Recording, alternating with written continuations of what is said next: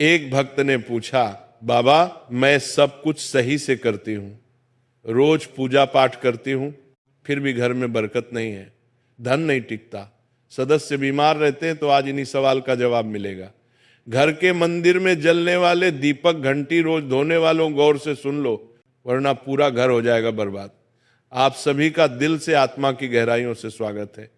जीवन में चाहे कितनी भी मुश्किलें क्यों ना आए, एक चीज कभी मत भूलिए, पूजा मंदिर में रखी घंटी, देवी देवताओं की मूर्तियां और जलते दीपक के साथ कुछ गलतियां ऐसी होती हैं जो अगर हो गई तो किस्मत का पहिया उल्टा घूमने लगता है। ऐसा दुर्भाग्य आता है कि संभलना भी नामुमकिन हो जाता है। घर में बरकत रुक जाती है, खुशियां सूख जाती हैं और गरीबी ऐसे कदम जमा लेती है कि चाहकर भी हटती नहीं। हो सकता है आप भी अनजाने में वही गलतियां कर रहे हो, इसलिए पैसा पास टिकता नहीं, घर में अशांति रहती है और सफलता बस दूर से हाथ हिलाती है। हम बिना समझे जाने अनजाने कुछ ऐसा कर बैठते हैं जो हमारे भाग्य का दरवाजा बंद कर देता है, और जब सब हाथ से निकल जाता है तब हमारे पास रह जाता है सिर्फ पछतावा और ताने। लेकिन घबराइए मत, आज इस प्रवचन में हम आपको पूजा मंदिर से जुड़ी हुई रहस्यपूर्ण बातें बताएंगे, जिन्हें सुनकर आपका दिल खुद कहेगा, गुरुजी आपने तो मेरी सोई किस्मत जगा दी। तो इस प्रवचन को अंत तक देखना, क्योंकि ये सिर्फ जानकारी नहीं, ये आपकी जिंदगी बदलने की कुंजी है। बहुत से लोग पवित्र वस्तुओं को धर्म का प्रतीक मानकर मंदिर में रख लेते हैं, लेकिन वहीं सबसे बड़ी गलती कर बैठते हैं। आज हम आपको विस्तार से बताएंगे पूजा मंदिर में कौन सी चीजें रखना शुभ है और कौन सी अशुभ, दीपक कितने बजे जलाना चाहिए और जलाते समय कौन सा मंत्र बोलना चाहिए, घंटी कब बजानी है, सुबह या शाम, और कितनी बार, शंख कब और कैसे बजाना चाहिए, और बजाते समय किस मंत्र का जाप करना चाहिए, दीपक रोज धोना चाहिए या नहीं, मंदिर में कितनी मूर्तियां रखनी चाहिए और क्यों। ये 7-8 बातें छोटी लग सकती हैं, लेकिन इनका असर आपकी किस्मत पर सीधा पड़ता है। इस तरह की जानकारी आपको कहीं और नहीं मिलेगी, चाहे आप लाखों करोड़ों खर्च कर दें। हम अपने मन से कोई कहानी नहीं गढ़ते, ये सब ज्ञान है।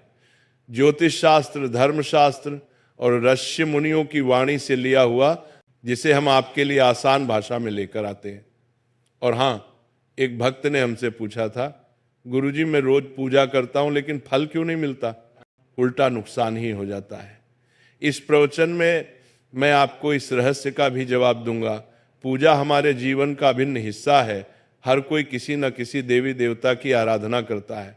कोई माँ दुर्गा के चरणों में शीश झुकाता है, तो कोई भगवान विष्णु के नाम का स्मरण करता है, और हाँ, उनकी पूजा का फल भी मिलता है। लेकिन क्या आप जानते हैं, छोटी छोटी अनजानी गलतियां ही उस फल को रोक देती हैं। ये गलतियां इतनी मामूली लगती है कि हम इन्हें नजरअंदाज कर देते हैं, लेकिन शास्त्रों में साफ लिखा है, पूजा में पूर्ण फल पाना है तो इन बातों का ध्यान रखना जरूरी है। आज हम बात करेंगे घर के मंदिर में दीपक और घंटी के सही उपयोग के बारे में। क्या दीपक को रोज धोना चाहिए या हफ्ते में 1-2 बार धातु का दिया हो तो कब और कैसे साफ करना चाहिए? मिट्टी के दीपक का सही समय और सही अवसर कौन से हैं? मंदिर में किस प्रकार की घंटी का उपयोग सबसे शुभ माना जाता है? घंटी कब बजानी है, कितनी बार बजानी, और क्या शाम की पूजा में घंटी बजाना उचित है? सबसे पहले बात करते हैं मिट्टी के दिए की। ये साधारण सा दिखने वाला दिया वास्तव में शुद्धता और पवित्रता का प्रतीक है। दिवाली हो, कोई धार्मिक पर्व हो या फिर कोई बड़ा अनुष्ठान, मिट्टी का दिया जलाने का अपना ही महत्व है। घर के मंदिर में या दरवाजे के पास जब इसे जलाया जाता है तो ऐसा लगता है मानो लक्ष्मी माता खुद आपके आंगन में प्रवेश कर रही हो। लेकिन ध्यान दीजिए, जब ये दिया मंदिर में रखा जाता है तो इसके नियम बदल जाते हैं। मिट्टी का दिया एक बार जलाने के बाद दोबारा मंदिर में नहीं रखना चाहिए।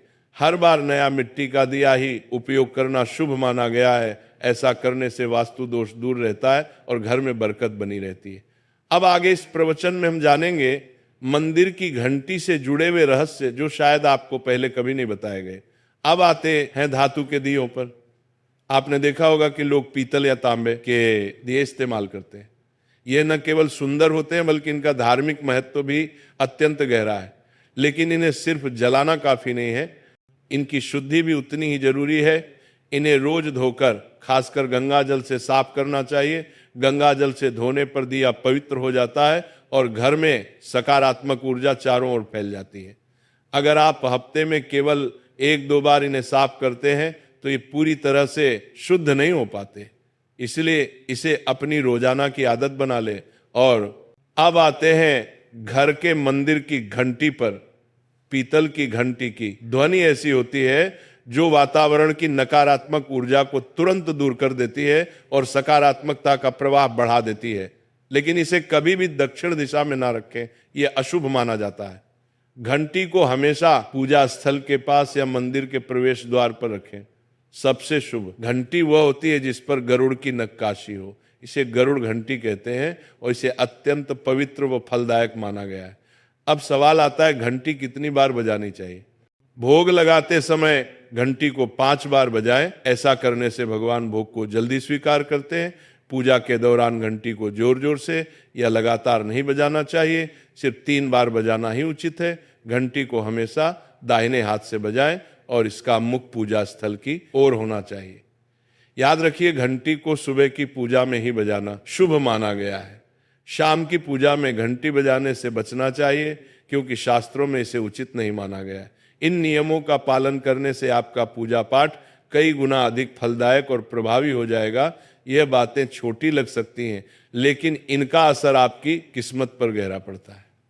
एक और बहुत ही महत्वपूर्ण बात जो अक्सर लोग नजरअंदाज कर देते हैं, जब भी आप किसी मंदिर जाएं, खासकर घर के बाहर वाले मंदिर में, तो मंदिर में प्रवेश करते समय ही घंटी बजे, मंदिर से बाहर निकलते समय घंटी बजाने की कोई आवश्यकता नहीं होती। जब आप घंटी बजाते हैं तो ये सिर्फ आवाज नहीं होती, ये भगवान को दिया गया संकेत होता है, प्रभु मैं आपके द्वार पर आ चुका हूं, आपकी शरण में हूं। एक बार घंटी बजाने का मतलब है कि आपने भगवान के दरबार में प्रवेश कर लिया है और पूजा आरंभ कर रहे हैं। 2 बार घंटी बजाने का अर्थ है कि आप अपनी प्रार्थना, अपने मन की बात सीधे भगवान के समक्ष रख रहे हैं।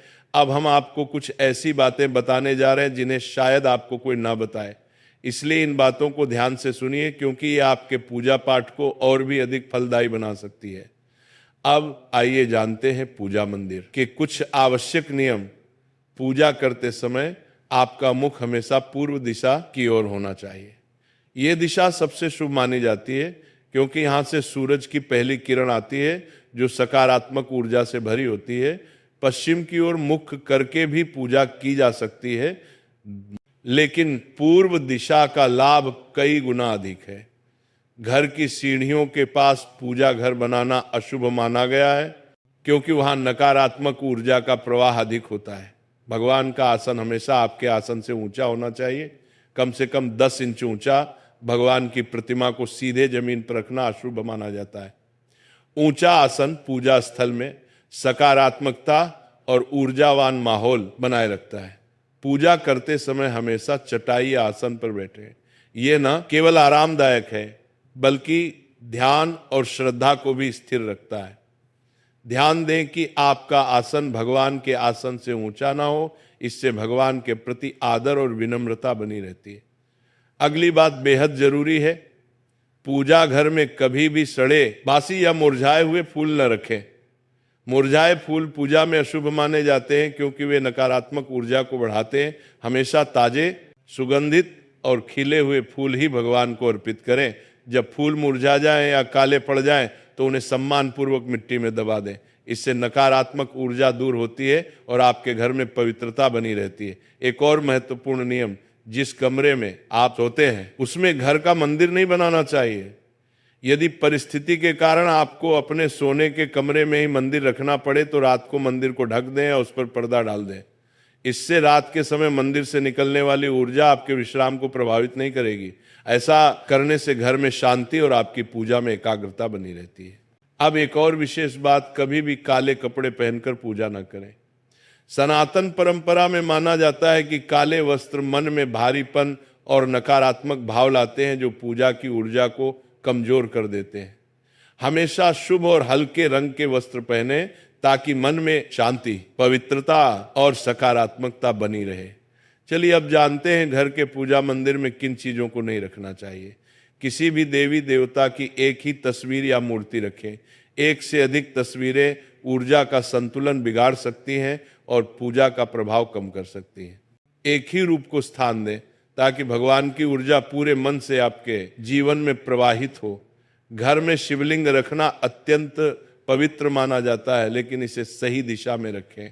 हमेशा उत्तर या पूर्व दिशा में रखें और स्वच्छ स्थान पर ही स्थापना करें। इसे शोरगुल या गंदे स्थान पर कभी ना रखें। भगवान की टूटी हुई मूर्तियां या फटी तस्वीरें पूजा स्थान से तुरंत हटा दें। टूटी मूर्ति पवित्रता को कम करती है और सकारात्मक ऊर्जा के प्रवाह में बाधा डालती है। इसे शास्त्र सम्मत तरीके से त्याग दें। शंख भगवान की कृपा का प्रतीक है। गोमती चक्र से घर में समृद्धि आती है और जल से वातावरण शुद्ध होता है। जल को रोज बदलें और इन पवित्र वस्तुओं को हमेशा साफ रखें। रोज पूजा स्थल की सफाई करें। गंदगी से नकारात्मक ऊर्जा आती है और ध्यान भंग होता है। स्थान को सुंदर, सुव्यवस्थित और सुगंधित रखें ताकि मन सहज रूप से भगवान में लग सके। अब आइए जाने कि हमारे घर के पूजा मंदिर से जुड़े कुछ ऐसे नियम जिन्हें मानना बेहद जरूरी है। सबसे पहले पूजा स्थान हमेशा घर के शांत और पवित्र कोने में होना चाहिए और अगर वह उत्तर पूर्व दिशा में हो तो सबसे उत्तम है। यह दिशा घर में सकारात्मक ऊर्जा का संचार करती है और आपकी पूजा को और प्रभावशाली बनाती है। ध्यान रहे पूजा स्थल कभी बेडरूम या रसोई के पास ना हो। यह स्थान दैनिक कार्य और हलचल से भरे होते हैं जहां नकारात्मक ऊर्जा भी पनप सकती है। मंदिर के आसपास का वातावरण हमेशा साफ सुथरा और सुव्यवस्थित रखें ताकि आपका मन पूजा में एकाग्र हो सके। अब बात करते हैं दीपक और उनसे जुड़े महत्वपूर्ण नियमों की।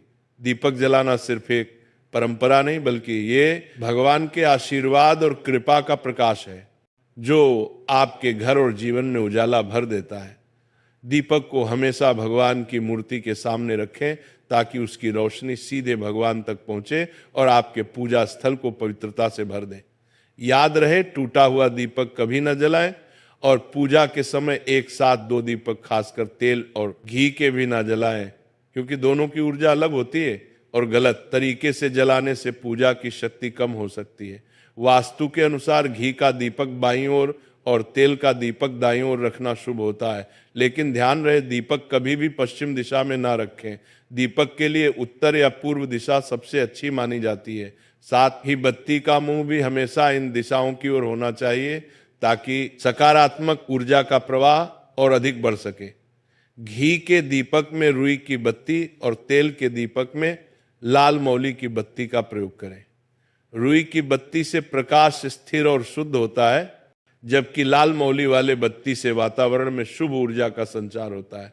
नवरात्रि या विशेष अवसरों पर माँ दुर्गा और माँ लक्ष्मी के सामने गोल बत्ती का दीपक ना जलाए क्योंकि इसे अशुभ माना जाता है। और एक नियम याद रखें, घी का दीपक जलाने के तुरंत बाद तेल का दीपक ना जलाएं। इनके बीच थोड़ा अंतर रखें ताकि वातावरण में संतुलन और पवित्रता बनी रहे। इन छोटे छोटे नियमों का पालन न सिर्फ आपके घर में शांति और समृद्धि बनाए रखेगा बल्कि आपकी पूजा को भी अधिक फलदायी बना देगा। अब 6वीं बात ध्यान से सुनिए। दीपक हमेशा उसी समय जलाना चाहिए जब भगवान जाग रहे हों। जैसे सुबह के शांत और पवित्र समय में जब पहली किरणें धरती को छूती हैं, उस समय पूजा करते हुए दीपक जलाएं। फिर शाम को आरती के समय जब दिन की थकान ढल रही हो और वातावरण शांत हो रहा हो, उस समय का दीपक वातावरण को और भी पवित्र कर देता है। ये दोनों समय सिर्फ पूजा के लिए ही नहीं बल्कि ध्यान और आत्मिक ऊर्जा को महसूस करने के लिए भी सर्वश्रेष्ठ होते हैं। इन पलों में दीपक जलाने से घर में सकारात्मक ऊर्जा का प्रवाह बढ़ता है और आपका मन भी निर्मल होता है। 7वीं बात, दीपक जलाना केवल धार्मिक नियम नहीं है, वास्तुशास्त्र और ज्योतिष शास्त्र में भी इसका गहरा महत्व बताया गया है। दीपक जलाने से न केवल घर में सकारात्मक ऊर्जा का संचार होता है बल्कि हमारे जीवन के 7 चक्रों को संतुलित करता है। यह नकारात्मकता को दूर करके वातावरण को शुद्ध करता है और आपके मन को शांति प्रदान करता है।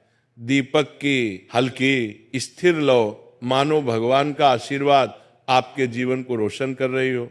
इसीलिए जब भी आप दीपक जलाएं, ऊपर बताए गए सभी नियमों का पालन जरूर करें। यही नियम आपके जीवन में भगवान की कृपा को स्थायी बनाएंगे और घर में सकारात्मकता का प्रवाह निरंतर बनाए रखेंगे।